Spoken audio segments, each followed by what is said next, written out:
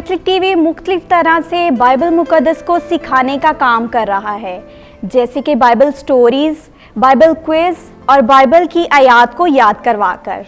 अब इस बात की ज़रूरत महसूस करते हुए कि खुदा का कलाम ना सिर्फ बुज़ुर्गों, नौजवानों बल्कि उन नन्हे मुन्ने बच्चों के लिए भी उतना ही ज़रूरी है जितना कि बाकी सब के लिए। कैथलिक टीवी ने ये कोशिश की है कि बच्चे जब बोलना ही सीखते हैं तो क्यों ना वो बाइबल मुक़द्दस के ही अल्फाज बोलें।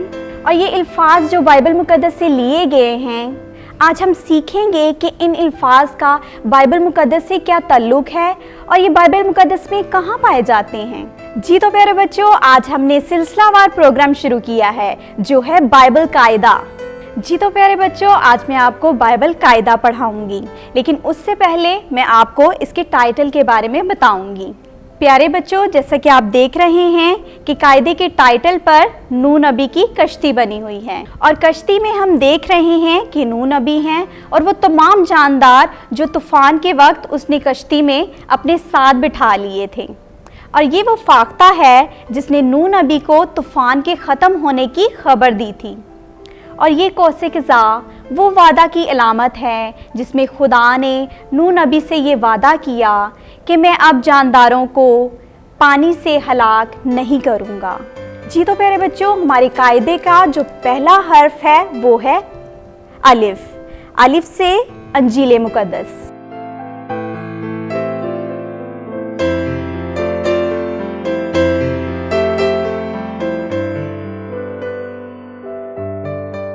जी तो प्यारे बच्चों, अंजील मुक़द्दस का जिक्र हम बाइबल मुक़द्दस में मज़मूर 119 उसकी 105 आयत में पढ़ते हैं। तेरा कलाम मेरे कदमों के लिए चिराग है और मेरी राह के लिए रोशनी है। जी तो प्यारे बच्चों, हमारे कायदे का जो दूसरा हर्फ है वो है अलिफ मद्दा।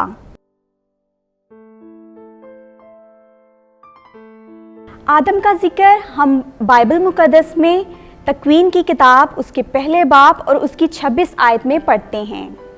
और खुदा ने कहा कि हम आदम को अपनी सूरत पर अपनी मानद बनाएंगे और वह समंदर की मछलियों और आसमान के परिंदों और चौपाओं और कुल रोए ज़मीन पर और सब कीड़े मकोड़ों पर जो ज़मीन पर रेंगते हैं हुकूमत करे।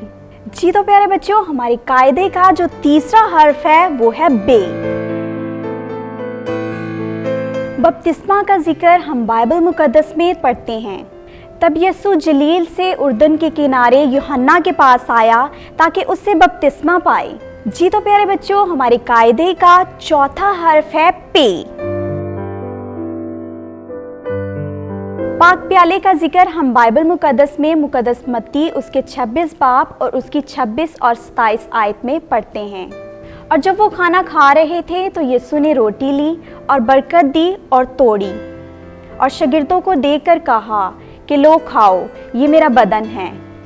फिर प्याला लेकर शुक्र किया और उन्हें देकर कहा कि तुम सब इसमें से पियो, क्योंकि नए अहद का ये मेरा खून है जो बहतेरों की खातिर गुनाहों की माफ़ी के लिए बहाया जाता है। जी तो प्यारे बच्चों, हमारे कायदे का अगला हर्फ है ते से ताकिस्तान।